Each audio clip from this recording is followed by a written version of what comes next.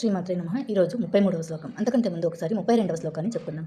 ఏ త్వే తదభ్యసూయంతః నానుతిష్ఠంతి మే మతం సర్వజ్ఞాన విమూఢాంస్తాన్ విద్ధి నష్టాన చేతసః. 33వ శ్లోకం. సదృశం చేష్టతే స్వస్యాః ప్రకృతేర్జ్ఞానవానపి ప్రకృతిం యాంతి భూతాని నిగ్రహః కిం కరిష్యతి.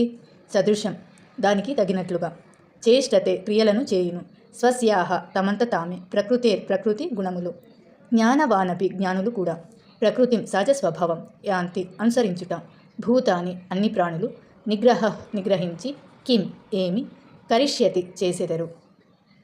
వివేకవంతులు కూడా తమ ప్రకృతి స్వభావం అనుసరించి పనులు చేస్తారు.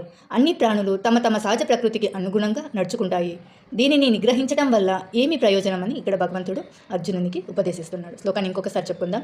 సదృశం చేష్టతే స్వస్యాః ప్రకృతేర్జ్ఞానవానపి ప్రకృతిం యాంతి భూతాని నిగ్రహః కిం కరిష్యతి. 34వ శ్లోకం రేపు చెప్పుకుందాం.